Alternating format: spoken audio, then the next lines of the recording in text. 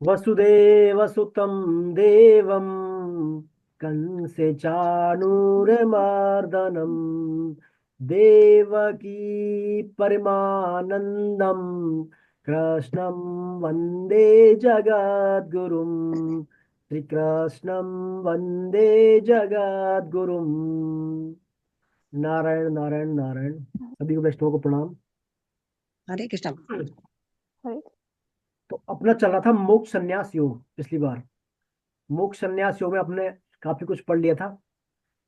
भगवान ने अर्जुन को जो है यज्ञ तप दान त्याग संन्यास सबके बारे में बता के भगवान ने अंत में जो सर्वभूतम बात बताने की और भगवान अग्रसर थे उसमें भगवान ने कहा था अर्जुन से, अर्जुन सभी कर्मों को तू सभी मेरा आश्रय ले और सभी कर्मों को मेरे लिए कर और सभी इस प्रकार सभी कर्मों को मेरे को अर्पण करने वाला तू निस्संदेह मुझे प्राप्त होगा। ये भगवान ने कह दिया। फिर भगवान ने ये भी कहा था अर्जुन से, अर्जुन तू मेरी कृपा से सभी दोषों से तर जाएगा। मच्चित सर्व दुर्गाणी दुर्गणी मत प्रसादा तारी शशि। मेरी कृपा से सभी दुर्गणों से तू चल जाएगा। यदि तूने अहंकार किया, अहंकार बस मेरी बातें नहीं सुनी तो तेरा पतन हो जाएगा। ये बात अपन पढ़ चुके थे।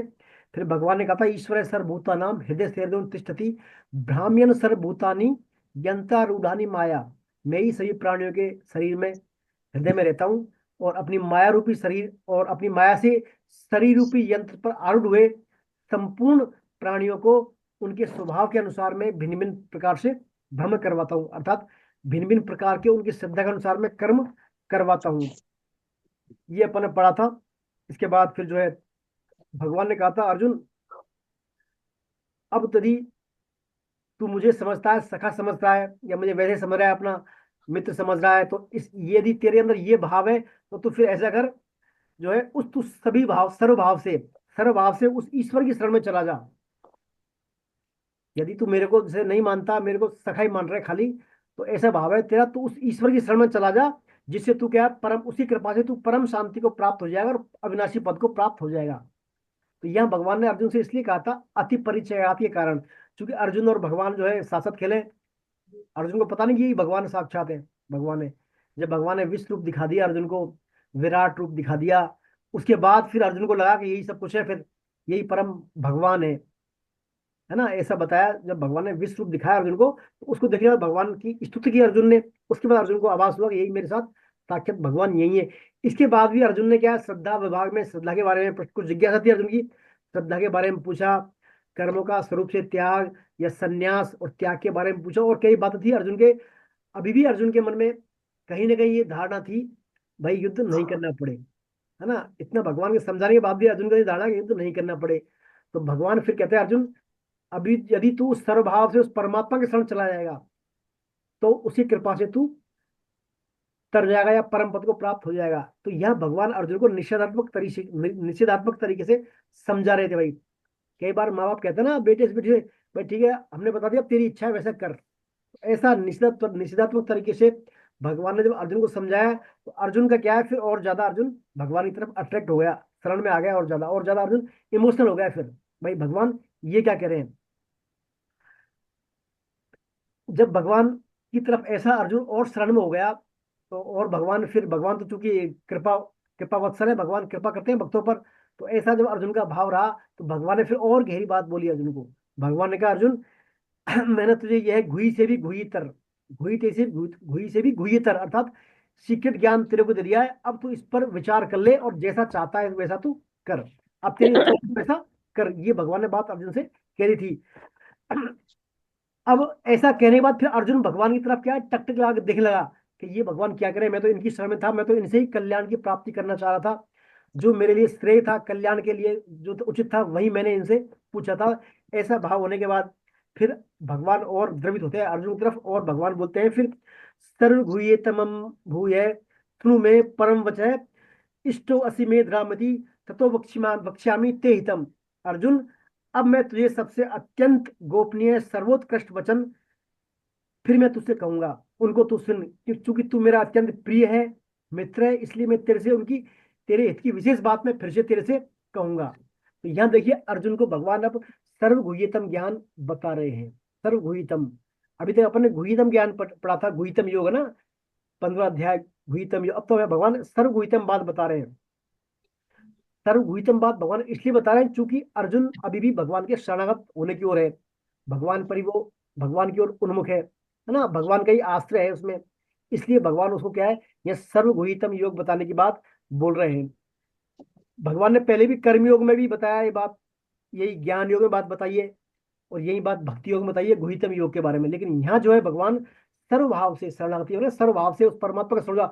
सर्वभाव से तात्पर्य अच्छे भाव में चाहे बुरे भाव में, यदि अनुकूल है, अनुकूलता है तेरे जीवन में तो अनुकूल भाव से तू भगवान की तरफ, और प्रतिकूलता भी आ रही है उनकी वजह से तो उस भाव में भी तू उन्हीं के भाव हो जा सर्वभाव से। अच्छा बुरा जो भी विधान है उनका, उस विधान को मंगलमय मानकर तू भगवान की ओर शरण हो जा, इस भाव से। मतलब भगवान कह रहे हैं तू जो है ये बात सिर्फ सुन। तो इसमें यहाँ भगवान बताते हैं, वस्तु देखा जाए भगवान कृष्ण की शरण लेने से ही स्वतः ही समस्त धर्मों का पालन हो जाता है। भगवान कह रहे हैं मेरी शरण होने से या सर्वभावेन यानी मेरी सब भाव को मेरी तरफ मोड़ने से, सब प्रकार से मेरे शरण होने से ही सभी धर्मों का स्वतः ही पालन हो जाता है। ये बात इसमें भगवान बता रहे हैं। तो देखिए भगवान की तरफ अर्जुन शरणागत होने जा रहा है। तो शरणागत के जब तरफ भगवान की तरफ जो शरण आए तो जिनके शरणागत है उनकी जिम्मेदारी बन जाती है, वही जो है उसका पूरा ध्यान रखें, उसकी आवश्यकता की पूर्ति करें, उसे हर तरह से उसके मतलब संतुष्ट रखें। वो जैसे माँ का, छोटा माँ का बच्चा होता है, वो पूरी तरह माँ की शरणागत होता है। वो छोटा बच्चा होता है, वो पूरी तरह माँ की कृपा पर निर्भर करता है। तो माँ को उसकी चिंता रहती है, भाई इसने दूध पिया नहीं पिया, खाना खाया नहीं खाया, नहलाया नहीं नहलाया, इसको सुलाया नहीं सुलाया, नींद पूरी हुई कि नहीं हुई, स्वास्थ्य सही है नहीं है, इसका सब चिंता माँ रखती है उसकी। तो यही बात कह रहे हैं भगवान, हर तरह से भगवान की शरण में हो जाएगा तो फिर भगवान की कृपा उस पर स्वतः ही होना लग जाती है। तो भगवान फिर उसको क्या है, अपना गुहितम योग बताने जा रहे हैं, अपन शरणागति का मूल सिद्धांत बताने जा रहे हैं। देखिए इस अध्याय में 18.56 से लेकर और 18.65 तक जो बातें आने वाली है, 65वां श्लोक आ रहा है, जो 18.56 से 65 तक जो बात आ रही है खास भक्तियों की बात है ये। इनको आप ऐसे माने जैसे आपके पास जैसे भगवान के प्रसाद का टिफिन है, टिफिन, तो टिफिन को आप खोल के खा रहे हैं बार बार, है ना, खाया रख लिया, खाया रख लिया, जब जी चाहे खोल लिया, जैसे जिधर से आगे से पीछे से दाएं बाएं कहीं से खुल खा लिया। ये है अब तक पूरी गीता में। लेकिन यहाँ ऐसे माने जो भगवान का जो प्रसाद का टिफिन है उसको भगवान खोल के अपने हाथ से आपको खिला रहे हैं। भगवान उस टिफिन को अपने हाथ से खोल के आपके अपने खुद के स्वयं के हाथ से आपको प्रसाद दे रहे हैं भगवान। ऐसा माने इन श्लोकों को आप, खुद भगवान बता रहे हैं बात को। देखिए मेरे लिए कर्म कर, मेरी कृपा से दोषों से तर जाएगा, अहंकार करेगा तो पतन हो जाएगा, सब बातें भगवान बता रहे हैं उसको खुद ही आगे से आगे। तो ये शरणागति की ओर हम जा रहे हैं। आइए अपन पढ़ते हैं 18.65 श्लोक। अब भगवान बोलते हैं, मन मना भव मद भक्तो मध्याजी माम नमस्कुरु, मामे वैश्यसि सत्यम ते प्रति जाने प्रियोसी में। ये कितनी सुंदर बात बोल रहे हैं भगवान, कह रहे हैं तू मेरा भक्त हो जा, मुझ में मन वाला हो जा, मेरा पूजन कर, मुझे नमस्कार कर। ऐसा करने से तू मुझे ही प्राप्त होगा, यह मैं तेरे सामने सत्य प्रतिज्ञा करता हूं, क्योंकि तू मेरा अत्यंत प्रिय भक्त है। देखिए भगवान ने अर्जुन को गारंटी दी। अब गारंटी क्या दे दी, चार बातें बता रहे हैं भगवान। मेरा भक्त हो जा, मुझ में मन वाला हो जा, है ना, मुझे नमस्कार कर, है ना, और मेरा पूजन करने वाला हो जा, इस प्रकार तू मुझे ही प्राप्त हो जाएगा। तो मेरा मेरा हो जा मतलब मेरा भक्त हो जा, मतलब तेरी जो आसक्ति है, तेरी और जगह आसक्ति है, उस आसक्ति को तू मेरे में लगा दे, उस आसक्ति को मेरे में आसक्त है, और नाशवान पदार्थों की या जड़ पदार्थों में आसक्ति हटा दे। इस प्रकार से मैं भगवान का, भगवान मेरे, इस धारणा को दृढ़ कर लेगा तो मन मन मना भव हो जाएगा। मतलब मेरा मेरे में हो जाए, मेरा हो जाएगा, मेरे मन वाला हो जाएगा। फिर आता है मद भक्तो, अर्थात जो तेरा अहम है, जो तेरी अहमता है, मैं शरीर हूं या शरीर मेरा है, मैं संसार का हूं, मैं परिवार का हूं, मैं पत्नी का हूं, मैं पति का हूं, ये सब धारणाएं, इन सब धारणाओं को तू क्या है, मेरे में लगा दे। मैं सिर्फ भगवान का हूँ, मैं सिर्फ भगवान का हूँ, ऐसा दृढ़ भगवान का निश्चय कर ले। तो ऐसे फिर तू क्या मेरा भक्त हो जाएगा। और मध्याची यानी माम, तेरा जो है संबंध, माँ मतलब मध्यांशी मेरा हो जा, मतलब जो भी तू क्रिया करेगा अर्जुन, तेरे मन से बुद्धि से जो भी क्रिया करेगा, वो क्रिया फिर क्या मेरे लिए होगी। जैसे भगवान ने 9वें अध्याय में कहा था, यद करोसी यदेसनासी यज्जु ओसी ददासी यद तपस्यसि कौन्तेय तत्कुरुष मदर्पणम। अर्जुन तू जो भी खाता है, पीता है, चलता है, उठता है, बैठता है, जो भी कुछ तू करता है, वो सब मेरे को अर्पण कर दे तू। तो वही बात है, मध्याजी माम, तू मेरा हो जा, सब मेरे को अर्पण कर दे। तो ऐसा होने पर क्या होगा, भगवान कह रहे हैं, ऐसा मैं प्रतिज्ञा करता हूँ कि वो मुझे अत्यंत प्रिय होगा तू ऐसा करने से। फिर भगवान के माम नमस्कुरु, मुझे नमस्कार कर। माम नमस्कुरु मतलब, मुझे नमस्कार मतलब, यदि मान लीजिए मैं तेरे लिए अनुकूलता दूं प्रतिकूलता दूं, जो भी तेरे विधान दूं, उसमें तू सम रहे। ये नहीं, अनुकूलता है तो ठीक है, मैं भगवान का भगवान मेरे, और थोड़ी प्रतिकूलता आई तो बस भगवान से फिर दूर दूर दूर दूर हो जाए, फिर भगवान से, भगवान की तरफ दूर, भगवान से, भगवान में आसक्ति खत्म हो जाए।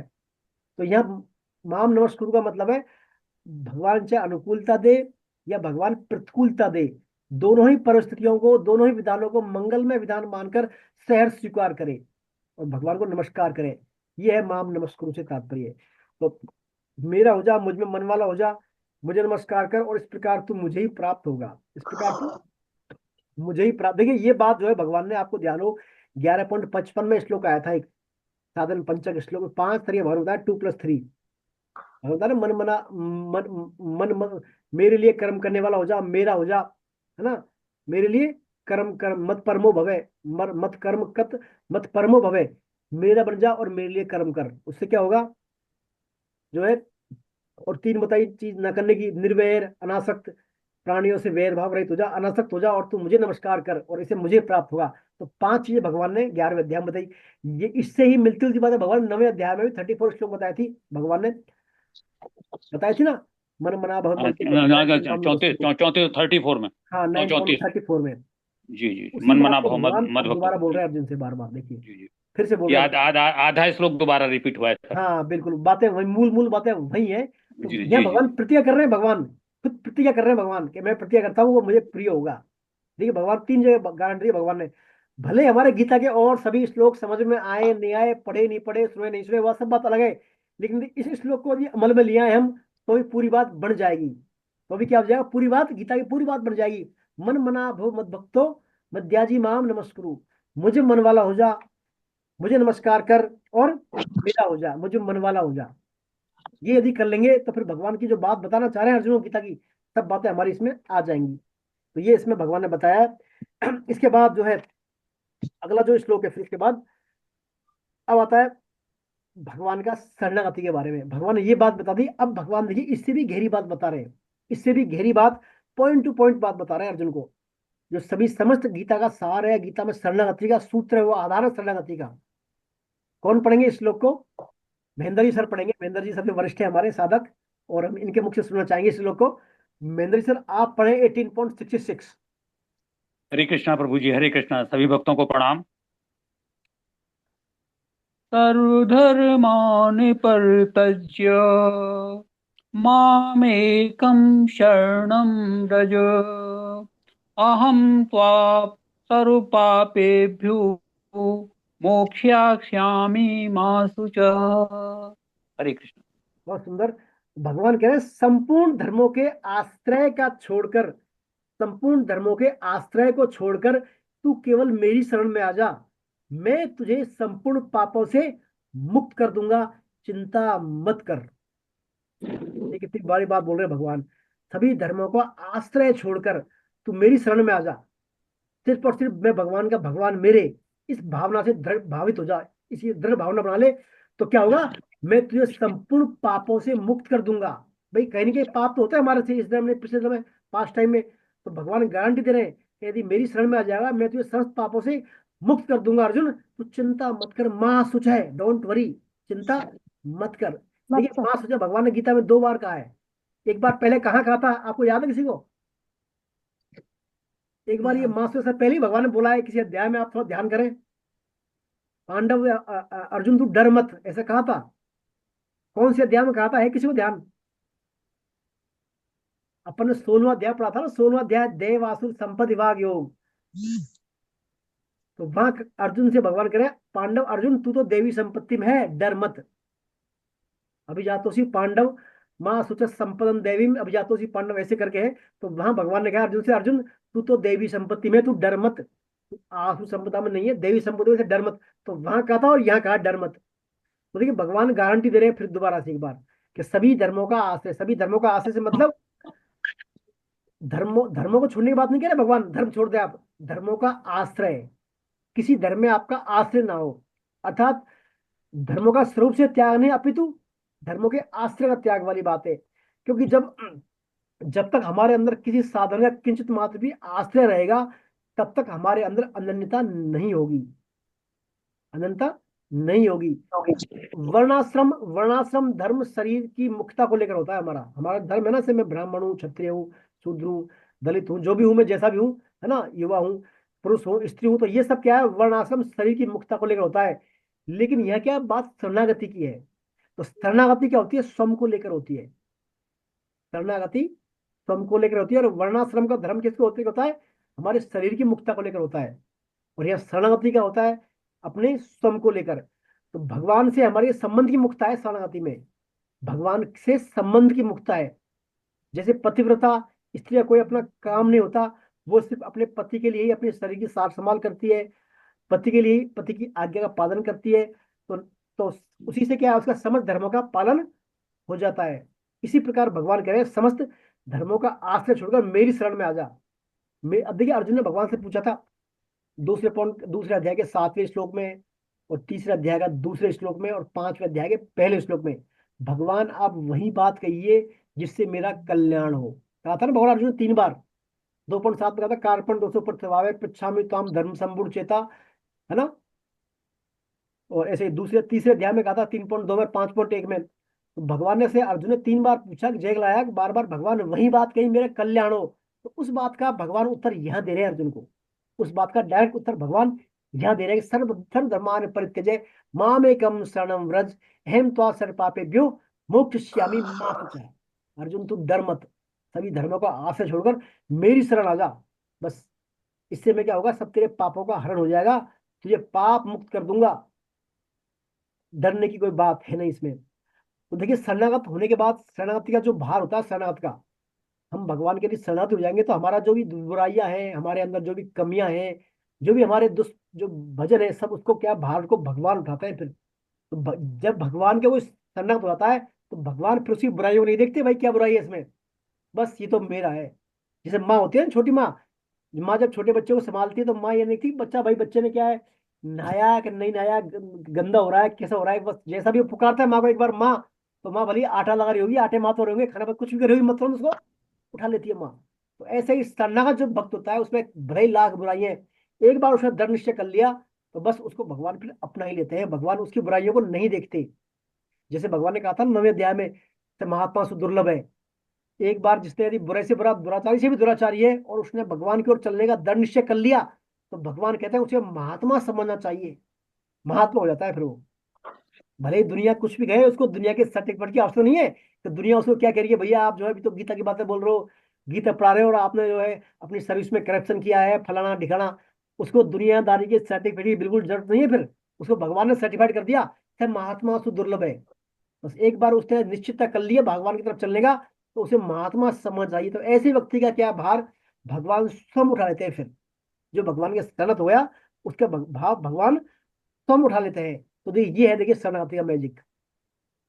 सभी धर्मों का ये आज से छोड़ के जैसे मान लीजिए पतिव्रता कोई स्त्री होती है, और यदि पति के अलावा किसी और पुरुष के बारे में, विशेषताओं के बारे में चिंतन करेगी, सोचेगी, तो उससे क्या होगा, उसका जो पातिव्रत्य जो है उसका, वो भंग हो जाएगा।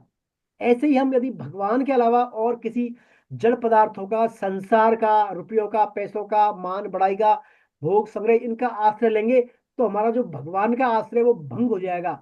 अर्थात भगवान से जो हमारी अनन्यता है, वो अनन्यता डिसमिस हो जाएगी। भगवान के हम अनन्य भक्त नहीं रहेंगे। और सब बात है तो भगवान के अनन्य भक्तों के बारे में बता रहे हैं, पूरी बातें सब ये। भाई भगवान का जो नित्य निरंतर ध्यान करता है, भगवान का अनन्य भक्त है, भगवान के आश्रय, उसी के लिए भगवान बोल रहे हैं बातें। ये थोड़ी आप भगवान की बातें सुन रहे हो और संसार का आश्रय दे रहे हैं, सुख संपत्ति में भी आपकी आसक्ति है, संसार में भी आसक्ति है, तो वहां के लिए बात ये फिट नहीं है। तो भगवान बार बार कह रहे हैं, सभी धर्मों का आश्रय छोड़कर तू मेरी शरण में आ जा, मेरी कृपा से तू सभी विघ्नों से तर जाएगा, सभी तेरे पापों को नष्ट कर दूंगा, तू डर मत। बार बार भगवान गारंटी दे रहे हैं। देखिए, भले हमने पूरी गीता ना पढ़ी हो, और इस एक ही श्लोक को पढ़ ले, समझ लेना हम, तो भी पूरी गीता की बराबर काम करेगा ये। तो भी ये पूरी गीता की बराबर काम करेगा, वही डोज देगा ये। एक तो ये मन मना भव मत भक्तो मध्याजी माम नमस्कुरु, और एक ये सर्वधर्मान परित्यज्य मामेकम शरणम व्रज अहम त्वा सर्व पापेभ्यो मोक्षयिष्यामि मा शुचय।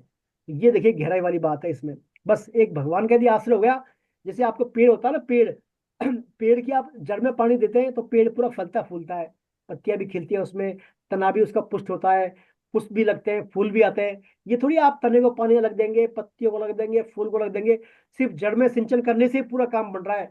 ऐसे ही बस एक भगवान का आश्रय लेने से, भगवान के शरण होने से ही सभी धर्मों का पालन हो जाता है। कोई धर्म बाकी नहीं रहता उसका। एक जो भगवान का भक्त हो जाता है उसके सभी ऋण होते हैं ना, सभी ऋण वगैरह सब कुछ उग जाते हैं फिर। प्रहलाद जी महाराज कहते हैं, एक प्रहलाद जी नरसिंह देव भगवान ने कहा था, जब भगवान नरसिंह देव का अपीयरेंस हुआ था तो सभी डर गए, देवता वगैरह सब डर गए भगवान नरसिंह का विकराल रूप देखकर। क्यों, आधा शेर जो है, शेर उनका आधा मुंह शेर का था और बॉडी हुमन की थी। तो डर गए सब, देखो सब दूर हो गए उनसे, सब दूर हो गए एकदम। उन्होंने हिरण्यकशिपु को नाखून से उठाकर फाड़ दिया, सब कांपने लगे देवता वगैरह सब बड़े बड़े। तो सबने प्रहलाद जी का, प्रहलाद जी आपको बड़े प्रिय हैं, आपसे बड़ा प्रेम करते हैं भगवान, आप जाओ इनको, आप शांत करो। तो प्रहलाद जी गए उनके पास, नरसिंह भगवान के पास। तो नरसिंह भगवान ने प्रहलाद जी ने जो है प्रहलाद जी के सिर पर हाथ रखा, प्रहलाद जी को पास बुलाया, पास बैठ खड़ा किया पास को, पूछा भाई प्रहलाद तेरे को क्या चाहिए। उसने कहा, भगवान मेरे को कुछ नहीं चाहिए, मेरे जो पिताजी है हिरण्यकशिपु जी, आप तो इनको माफ कर दो, इनका कल्याण कर दो। प्रहलाद जी ने क्या कहा, मेरा सब ठीक है, आप तो मेरे पिताजी जो दिन भर पूरे जीवन भर आप पे इन्होंने क्या किया है, आपसे द्वेषता रखी है, आपको इन्होंने गालियां दी है पूरे, आपकी आलोचना की है, आपकी निंदा करी है पूरे जीवन भर, इनका कल्याण कर दो। तो भगवान कहते हैं प्रहलाद इसकी तो बात कहने की जरूरत नहीं है। एक जिस कुल में एक भक्त हो जाता है उसके 7 पीढ़ी ऊपर की 7 पीढ़ी नीचे की, उनका स्वतः ही मैं कल्याण कर देता हूँ। बस एक भगवान का भक्त होने के देखिए इतने करते हैं। और भगवान सीधा यहाँ कह रहे हैं कि मेरा आश्रय ले लो आप, सर्वधर्मान परित्यज्य, सभी धर्मों का आश्रय छोड़कर सिर्फ मेरी शरण में आ जा, तो मेरी कृपा से सभी पापों से तर जाएगा, पाप नष्ट हो जाएंगे और तेरा कल्याण भी हो जाएगा। डरने की बात है नहीं इसमें। भगवान बार बार इस बात को कह रहे हैं। तो इतना भाव है भगवान का देखिए। यदि हम भगवान के सम्मुख हुए तो भले ही हमने जाने अनजाने में जो भी अब तक पाप कर्म कर बैठे, अज्ञानतावश कर बैठे, जाने मन जाने कैसे भी जो हो गया, सब कुछ भगवान फिर अनदेखा करते हैं सबको भगवान को। अभी हमारा जो जीवन शेष है, ये हमने बातें अभी पढ़ी है, जब पहले पंजाबी सुनिए, उसके बाद जो हमारा जीवन शेष बचा है, वो शेष जीवन ही हमारा विशेष जीवन है। अब हमारा जो जीवन शेष है वही विशेष है, मान लीजिए आप। अब तक तो हो गया जो हो गया नादानी में, जाने अनजाने में हमने क्या किया क्या नहीं किया भूल जाइए इसको। लेकिन जब जो शेष जीवन बचा है इन भगवान की बातों को जानने के बाद, वही हमारा जीवन विशेष है, वही भगवान के प्रति हमको उसमें लगना है।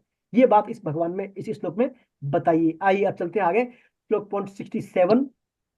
कौन पढ़ेंगे श्लोक पॉइंट? मोहिनी जी आप पढ़े, आज इंदिरा जी नहीं है क्या आज? चलिए मोहिनी जी आप पढ़ दें श्लोक नंबर 67। हरे कृष्णा प्रभु जी, हरे हरे कृष्णा। कृष्ण हरे कृष्ण। इदं ते न तपस्काय न भक्ताय कदाचन न चाश्रुश्रुषुवे वाच्यं न च मां योऽभ्यसूयति। हरे कृष्णा प्रभु जी। बहुत सुंदर। तो देखिए भगवान अब क्या करें, ये बात जब भगवान ने इसको बता दी अर्जुन को, भाई ऐसे ऐसे सब मेरी शरण में आ जा, चिंता मत कर। अब इसके बाद जो है भगवान फिर और बात बता रहे हैं। इसमें बता रहे, क्या बता रहे हैं, यह सर्वभूतम वचन तुझे अतपस्वी को नहीं कहना चाहिए अर्जुन, अभक्त को भी नहीं कहना चाहिए, तथा जो सुनना नहीं चाहता उसको भी नहीं कहना चाहिए, और जो मुझ में दोष दृष्टि करते हैं उनसे भी नहीं कहना चाहिए। सही। उनसे भी नहीं नहीं। कहना चाहिए। क्यों नहीं कहना चाहिए? देखिए भाई, भगवान से कोई द्वेषता करता है, भगवान में दोष दृष्टि करता है, भगवान में श्रद्धा नहीं करता हो, या वो तपस्वी ना हो, तो उसको ये बातें नहीं कहे। क्योंकि देखिए पहली बात तो आती है तपस्वी को। तपस्वी में तो उसका अंतःकरण अशुद्ध होगा, उसके अंतःकरण में भोग संग्रह का महत्व होगा, भोग संग्रह संसार के लिए महत्व बुद्धि होगी। क्योंकि तपस्या करने से या तप करने से हमारा अंतःकरण शुद्ध होता है ना। तो भगवान कह रहे हैं अतपस्वी को, ये जो है तपस्या नहीं करता हो, या भोगी व्यक्ति है, संसारिक व्यक्ति है, भगवान का बातों को महत्व नहीं देता, ऐसे व्यक्तियों को जिनका भगवान पर भरोसा नहीं है, भगवान की बातों को नहीं मानते वो, है ना, उन व्यक्तियों से ये बातें नहीं कहनी चाहिए। क्योंकि ऐसा कहेंगे तो भगवान की वो आलोचना करेंगे, तो उससे उनको क्या है, पतन होगा उनका, उनको और ज्यादा फाल डाउन हो जाएंगे, वो और ज्यादा फाल डाउन हो जाएंगे।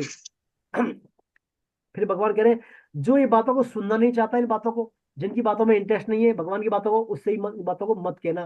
क्योंकि जोरी जबरी सुनाएंगे तो वो क्या है, भगवान के बारे में निंदा करेंगे और तुम्हारी भी निंदा कर देंगे, तुम्हारे भी भला भला कह देंगे, तो उनको ये बातें मत कहना।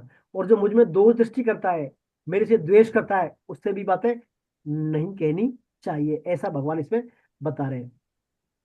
ठीक है, तो 4 व्यक्ति को नहीं कहना चाहिए, तपस्वी को, अभक्त को, और जो सुनना नहीं चाहता उसको, और जो भगवान में दोष दृष्टि करता है उसको। लोगों को ये बातें, गीता की बातें हमारी, ये गीता की बातें नहीं, ये सर्वगुहितम वचन जो है, सर्वगुहितम वचन नहीं कहने चाहिए। आइए अब चलते आगे। अब देखिए भगवान खास बात बता रहे हैं, किन भाई, ठीक है, इनको नहीं कहना चाहिए, किनको कहे भगवान, और कहे तो क्यों कहे, इनका क्या फल होगा, इस बारे में भगवान आगे खुलासा कर रहे हैं। भगवान आइए पढ़ते हैं श्लोक नंबर 68 और 69। कौन पढ़ेंगे श्लोक? रजनी जी आप पढ़ेंगे श्लोक? रजनी जी 68 69 हाँ हाँ, आप पढ़ें। हरे कृष्णा। ठीक हरे है, कृष्णा आप प्रभु। पढ़ें। अध्यक्ष्यते च य इमं धर्मय संवादमावयोः ज्ञानयज्ञेन तेनाह नहीं नहीं नहीं, आप निष्ठः। गलत, रुकिए रुकिए रुकिए रुकिए रुकिए। और ये नहीं है दीदी, ये 68 68 परम। 69 68 69 18 अच्छा अच्छा अच्छा 68 अच्छा, 69 पाइए, आगे चलेंगे आप हाँ पढ़ेंगे। Sorry sir. य इदं परमं गुहा मद्यक्ते शिव विधास्यति भक्तिं मयि परामं कृत्वा मामे वैश्य सत्य संशयः न च तस्मान् मनुष्यशेषु कामिश्चन मे प्रियकृतमः भविता न च मे तस्मादन्य प्रियतरो भुवि। ये इदम परमम गुह्यम मद भक्ति सुविधास्यति भक्तिम मयि पराकृत्वा मामेव शस्य संशयः न च तस्मान् मनुष्येषु कश्चिन् मे प्रियकृतमः भविता न च मे तस्मादन्य प्रियतरो भुवि। देखिए भगवान क्या कह रहे हैं, मुझ में पराभक्ति करके जो इस परम गोपनीय संवाद को यानी गीता ग्रंथ को मेरे भक्तों को कहेगा, वह मुझे ही प्राप्त होगा। मुझ में पराभक्ति करके जो मेरे ग्रंथ को या गीता की बातों को और मेरे भक्तों से कहेगा, वह मुझे ही प्राप्त होगा, इसमें कोई संदेह नहीं है। उसके समान मेरा अत्यंत प्रिय कार्य करने वाला मनुष्यों में कोई भी नहीं है, और वह इस भूमंडल पर उसके समान दूसरा कोई प्रियतर होगा नहीं। ये कितनी खास बात बोल गए भगवान। भगवान कितनी खास बात बोल गए, मेरी जो गीता की बात है इनको मेरे भक्तों में कहेगा, वो मुझे ही प्राप्त होगा, उसकी भगवान गारंटी ले रहे हैं। गीता के हम प्रचार करेंगे, वही गीता की प्रचार की बातें है, तो भगवान कह रहे हैं जो मेरा गीता का प्रचार करेगा भक्तों में, वो मुझे ही प्राप्त होगा, इसमें कोई संदेह नहीं है। फिर भगवान कह रहे हैं उसके समान मेरा प्रिय कार्य करने वाला भूमंडल पर कोई दूसरा कोई है नहीं। भला वो लाखों का दान कर ले, यज्ञ कर ले, तप कर ले, लेकिन जिसने मेरा गीता का प्रचार कर दिया वो मुझे सबसे प्रिय है। देखिए कितनी खास बात कह गए भगवान। इन बातों को पढ़कर ही, भगवत गीता में इन श्लोकों को पढ़ के ही सेठ जी जो थे, सेठ जयप्रसाद जी गोयनका जी, उन्होंने गीता प्रेस की स्थापना कर दी। इस बात को पढ़ के उन्होंने कहा भाई हम तो सब काम करते हैं, लेकिन गीता का प्रचार कर दें, गीता प्रेस करें तो बड़ा भारी काम हो जाएगा, भगवान के लिए हम अत्यंत प्रिय बन जाएंगे। तो देखिए आज से 100 साल, लगभग 100 साल पहले 1923 में सेठ जी ने क्या है, गोरखपुर में गीता प्रेस की स्थापना की थी, इन्हीं बातों को पढ़कर, इन्हीं बातों को पढ़कर। और आज हम जो गीता पढ़ रहे हैं, हमें जो है 10 रुपए 20 रुपए में गीता मिल रही है, वो उन्हीं की देन है, सेठ जी की देन। वो सेठ जय दयाल जी की ही देन है जो हमें आज 10 रुपए 20 रुपए गीता मिल रही है, और सुलभ है हमारे लिए, घर घर में पहुंच रहा है गीता प्रेस। जो आज पढ़ रहे हैं हम वाणी, स्वामी जी की वाणी जगह जगह मिल रही है हमारे को, उन्हीं की बदौलत है ये। तो उन्होंने इस श्लोक को पढ़ के देखिए कितना बड़ा भारी काम किया था। अभी नरेंद्र मोदी जी ने जो 2023 में गीता के 100 वर्ष हुए थे गीता प्रेस की स्थापना के लिए, तो क्या है, इनके लिए पुरस्कार का भी अनाउंस किया था। लेकिन पुरस्कार की महिमा तो उल्टी गीता प्रेस को देने से बढ़ जाती है, उल्टी पुरस्कार की महिमा। गीता प्रेस किसी पुरस्कार की मोहताज नहीं है, उल्टा पुरस्कार का ही क्या है, महिमा मंडन होता है गीता प्रेस को देने की घोषणा मात्र करने से। तो ये देखिए गीता प्रेस की स्थापना इन्होंने कर दी। इस बात को कुछ बिरले लोग ही समझ पाते हैं, इस श्लोक को कुछ बिरले खास इंटेलिजेंट लोग ही समझ पाते हैं, हर कोई नहीं समझ पाता। जैसे सेठ ही समझ गए थे।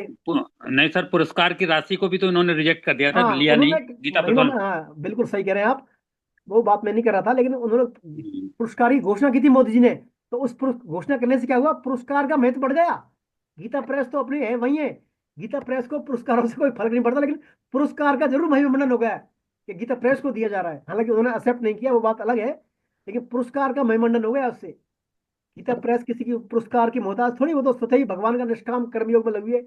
इन बातों को देखिए बिरले पुरुष बहुत जल्दी समझे। जैसे मोदी, नरेंद्र मोदी हमारे प्रधानमंत्री जी है, वो जहां भी विदेश में जाते हैं सबको क्या गिफ्ट करते हैं? भगवत गीता।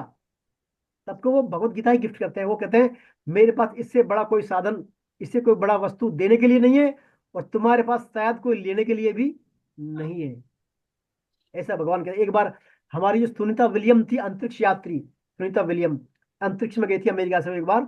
तो अमेरिका से वो जा, तो वो भी गीता पढ़ती थी प्रतिदिन, सुनीता विलियम। तो उनके पास गीता की बुकलेट थी।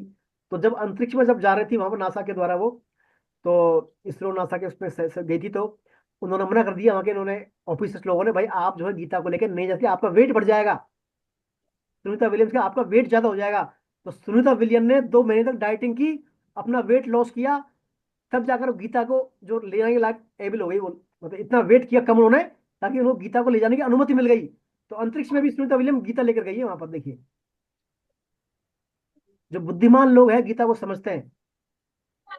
कई कई महापुरुष जितने भी शख्स हमारे, चाहे नेशनल फ्रीडम मूवमेंट में देख लीजिए आप, चाहे हमारे हिस्ट्री में देख लीजिए, जो जो खास खास, राम प्रसाद बिस्मिल, सुभाष चंद्र बोस, महात्मा गांधी, बाल गंगाधर तिलक, कई देख लीजिए आप, जो जो सफल लोग हैं, सबने कहीं ना कहीं ना कहीं गीता का आश्रय लिया ही है। गीता की बातों से ही वो आगे बढ़े हैं। गीता क्या कहती है? गीता आपको अलग दो थोड़ी, गीता कह रही है बस अपने काम को करिए पूरी ईमानदारी से आप, बिना किसी आसक्ति फल की कामना के, बस काम करिए आप। जहां जिस परिस्थिति में है आपका कल्याण हो जाएगा। अपना कर्तव्य कर्म करने से आपका कल्याण हो जाएगा। तो ये गीता की बड़ी अद्भुत बात है। और साथ में भगवान कह रहे हैं जो मेरी गीता का प्रचार करेगा वो मुझे भूमंडल पर प्रिय है।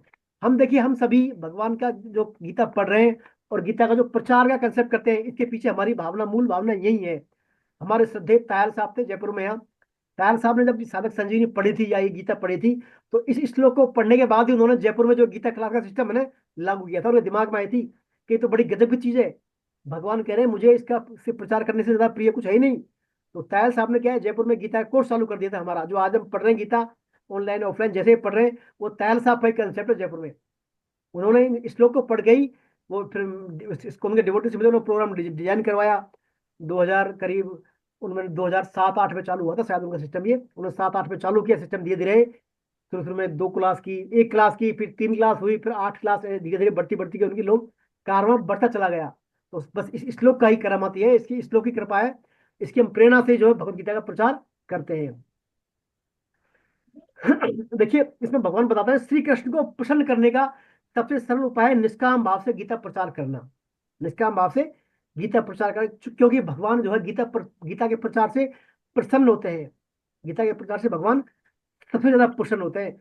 आपके भले और संसार के काम है वो चल रहे हैं, ठीक है, वो क्या रुक जाएंगे क्या आप गीता प्रचार करने से?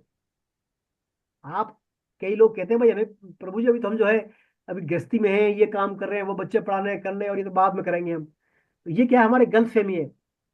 भगवान ने 9वें अध्याय में कहा है, देखिए योग क्षेम वहाम्यम, यदि कोई नित्य निरंतर मेरे काम में लगा हुआ है, मेरा भजन करता है। देखिए भगवान क्या, तो भजन भजन करना, भगवान के गुण का, धाम का, लीला का चिंतन करना, या भगवान की आज्ञा पालन करना, बात सभी एक ही है। तो यहाँ भगवान की आज्ञा पालन का मामला है कि भगवान आज्ञा दे रहे हैं कि भाई मुझे जो कर्म करेगा ये तो मेरे सबसे प्रिय होगा, और उसकी बात को भगवान रखते हैं। फिर भगवान को चिंता होती है उसकी। यदि कोई भगवान का जो है गीता के प्रचार में लगा हुआ है दिन रात, तो उसकी भगवान को फिक्र होती है, भगवान संभालते हैं फिर उसकी। जयपुर में कई कई ऐसे उदाहरण हैं जो, मतलब आपको क्या बताऊं, गीता के प्रचार कर रहे हैं वो, लेकिन गीता के प्रचार के समय बीच में कई समस्या भी आती है, उनमें आई कई समस्या भी आई। पति पत्नी में मनमुटाव भी हुआ, कई विवाह के 15-15 16 16 साल बाद भी। लेकिन आज वो क्या, सब गीता माँ की कृपा से लगे हुए हैं, सब वो उनके सब बच्चे, परिवार, पत्नी सब बढ़िया वेल सेटल है, और गीता का दिन रात प्रचार में लगे हुए हैं वो, पढ़ने पठन पाठन में लगे हुए हैं वो, कई कई लोग हैं ऐसे। तो गीता का प्रचार ऐसा है, भगवान यदि कहते हैं तो ये नहीं कि हम हमारा सब काम फेल हो जाए संसार का। आप देखिए, आप नहीं रहेंगे तो आपके क्या फाइनेंस के काम नहीं होंगे, घर के बच्चों का लालन पालन नहीं होगा क्या? काम सब होंगे हमारे। काम स्वतः भगवान ने कहा था 11.33 में, क्या कहा था? निमित्तम मात्र भव भव साचिन, कहा था ना, निमित्त मात्र भव सब साचिन। अर्जुन, तुझे जो अहंकार हो रहा है मैं युद्ध नहीं करूंगा, ये मर जाएंगे, तेरा अहंकार झूठा अहंकार है, तू सब काम करने वाला मैं आ गया यहाँ पर। मैं तेरे युद्ध का परिणाम बता दिया, तू नहीं मारेगा तो भी मारे जाएंगे, मैं काल रूप यहाँ आ गया हूँ। तू सिर्फ निमित्त मात्र बन जा, एक्टिंग कर धनुष बाण चलाने की, काम मैंने सब कर दिया तेरा, निमित्त मात्र बन तू।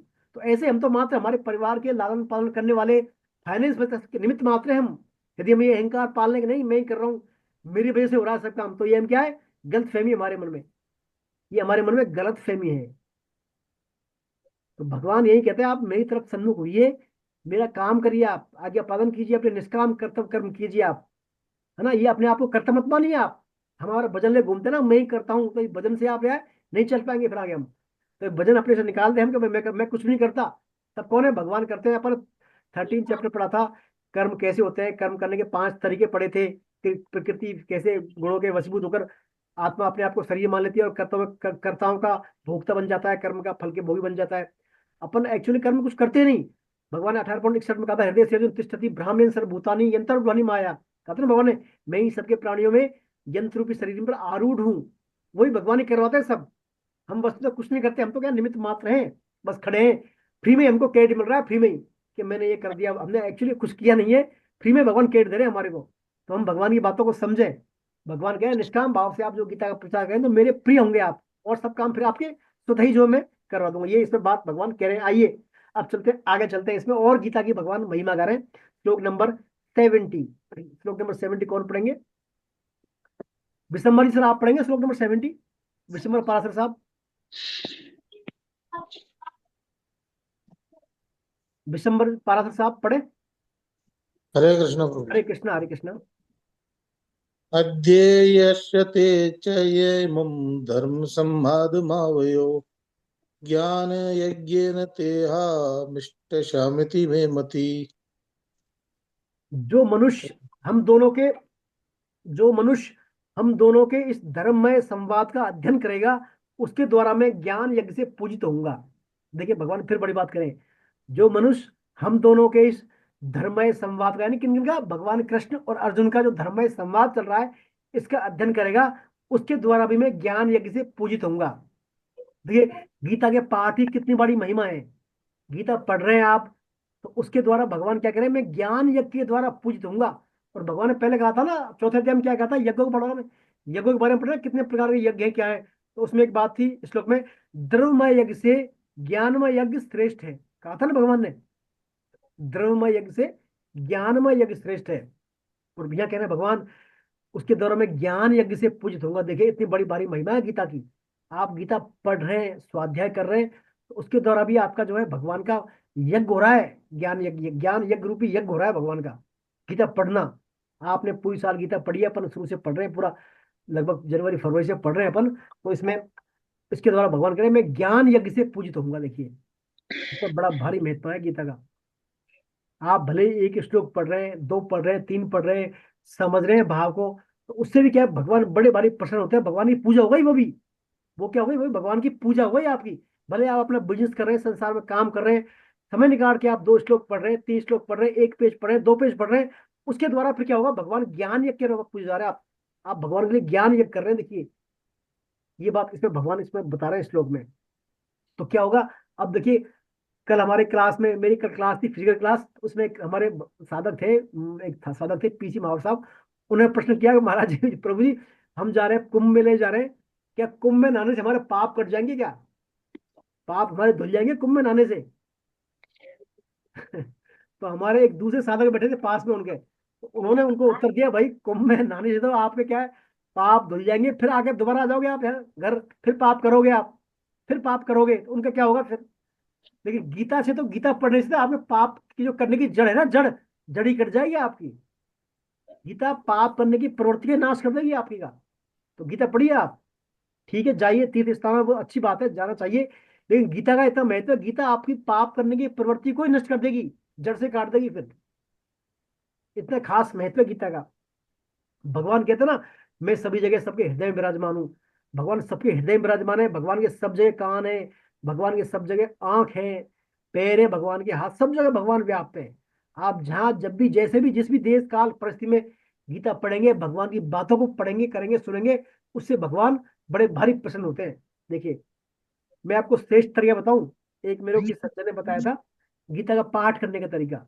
वो क्या है, गीता का पाठ करते थे, वो प्रॉपर प्रोनाउंसिएशन से शुद्ध उच्चारण नहीं कर पाते थे। तो वो क्या है, जब गीता पढ़ते थे ना, वो बस ये मान के चलते थे, भाई मैं नहीं पढ़ता, मैं तो भगवान को सुना रहा हूँ, मैं क्या है, ठाकुर जी को सुना रहा हूँ। तो वो जब भी गीता पढ़ने बैठते, ठाकुर जी सामने दीपक जलाए, भगवान मैं गीता सुना रहा हूँ, सुनिए आप, तो आप सुनिए।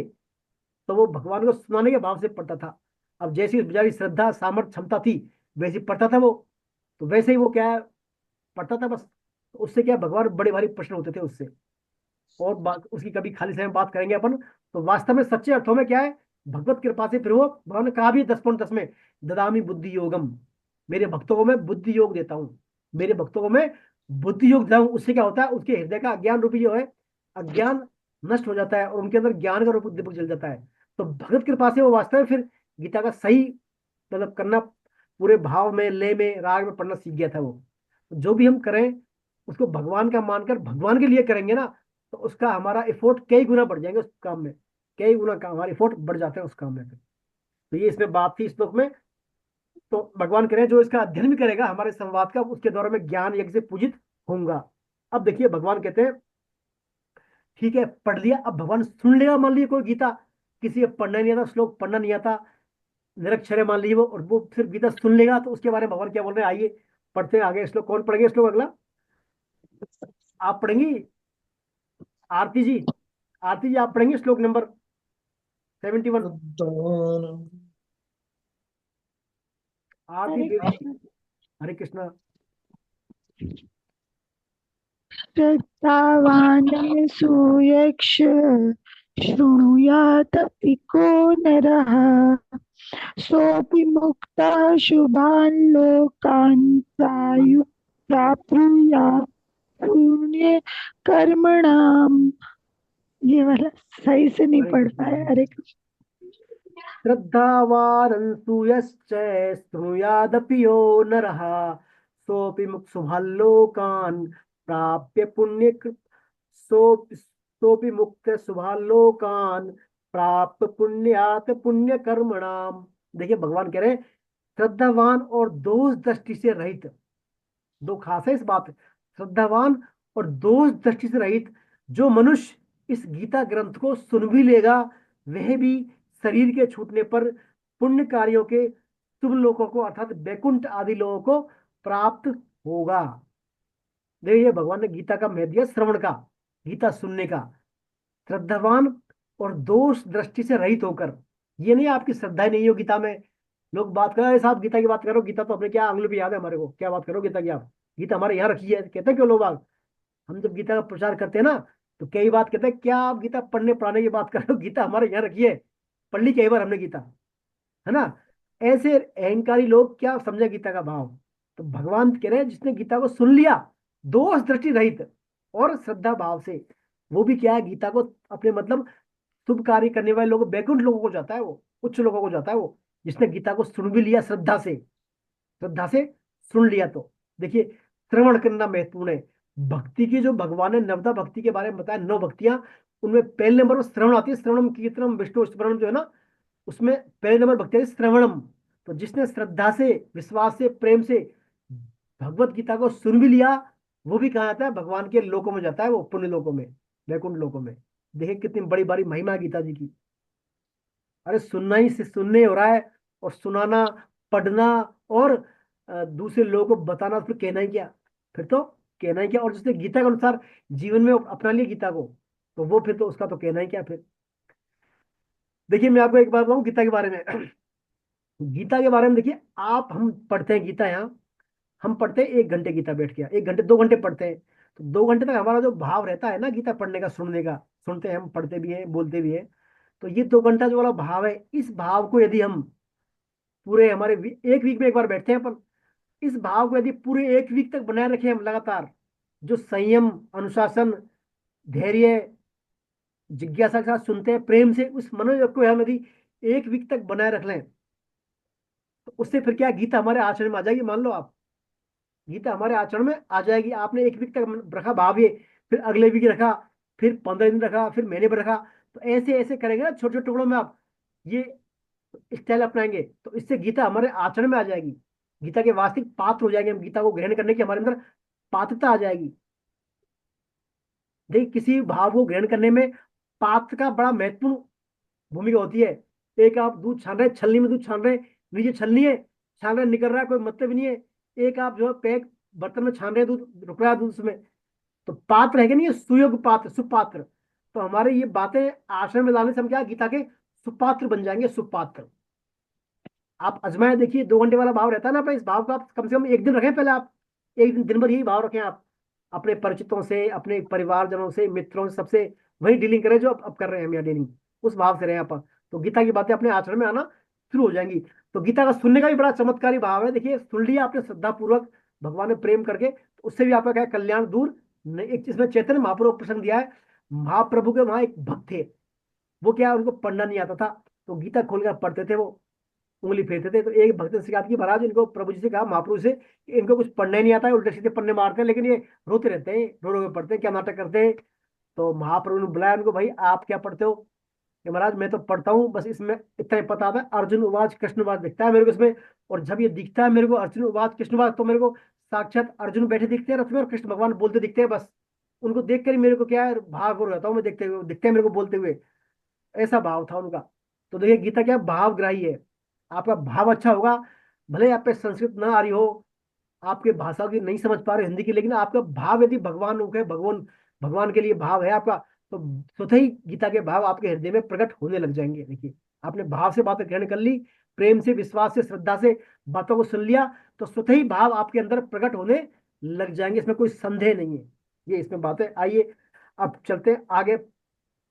अब देखिए, ये बात अर्जुन को भगवान ने बता दी कि यदि भाई सभी धर्मों का आश्रय छोड़ दे, है ना, और मुझ में मन वाला हो जा, और इस जो संवाद को जो सुन रहा है उसका कल्याण हो जाएगा, और जो सुना रहा है उसका कल्याण हो जाएगा, और इस बारे में जो काम करे उसका भी कल्याण हो जाएगा। लेकिन अर्जुन, अब मैंने दुनियादारी की सब बातें बताया, तेरा क्या हुआ?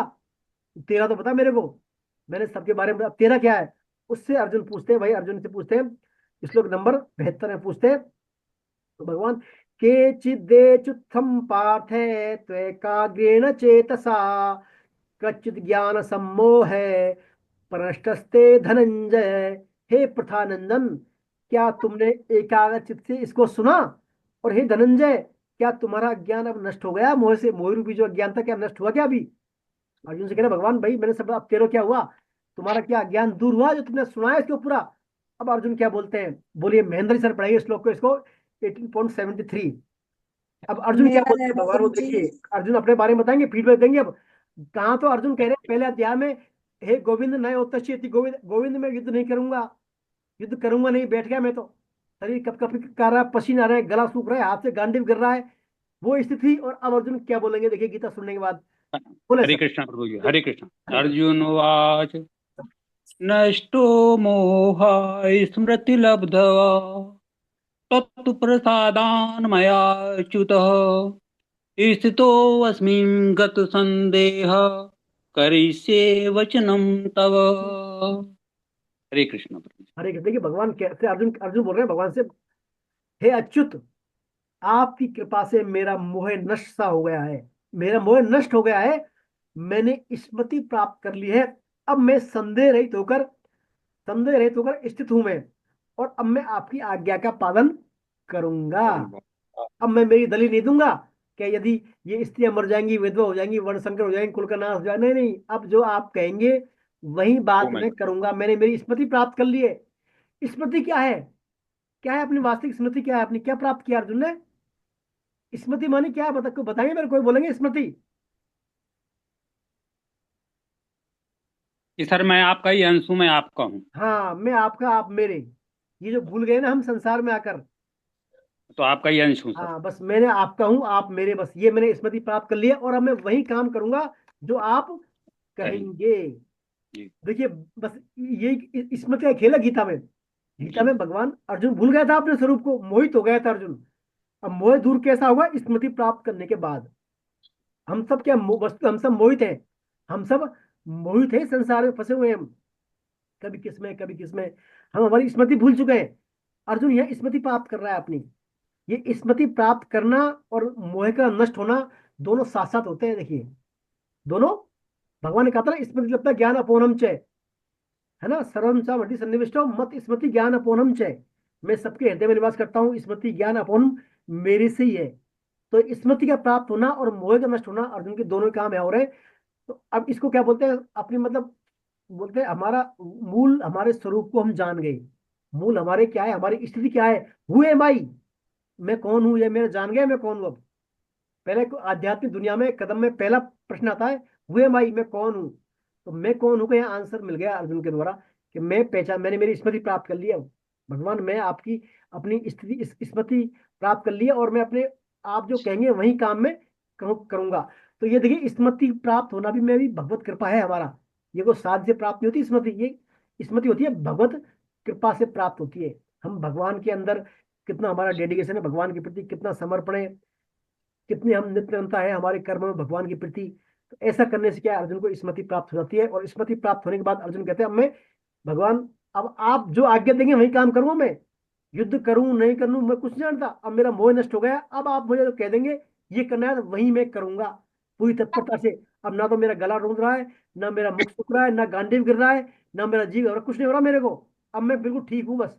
अब आप मेरे को आज्ञा दीजिए क्या करना है क्या नहीं करना है, उस स्थिति में आ गया हूं।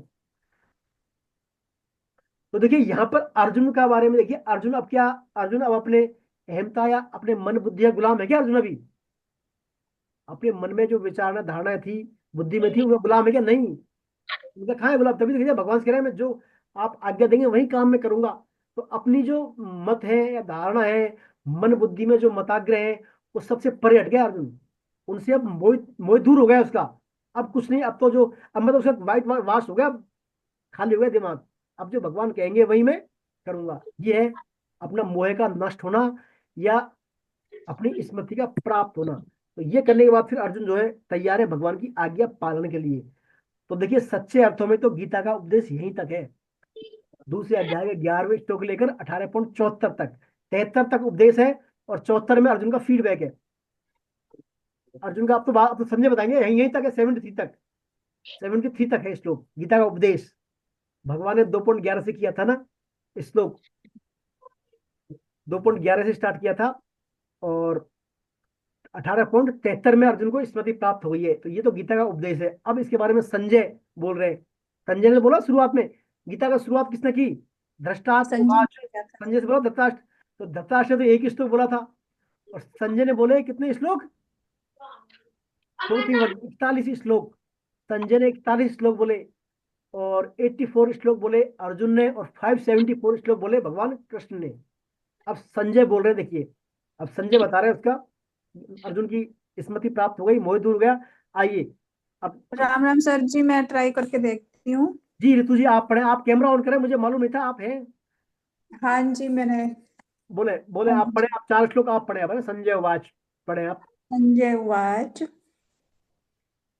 इत्याहं वसुदेवस्य पार्थस्य च महात्मनः संवादमिममाश्रेयस मभदूतं रोमहर्षणाम् व्यासपरिषदाचचु तावानेतदुमहर्महम् परम योगं योगेश्वर त्वकर्षणातस्य साक्षात् कथयातः शय वयम्। सर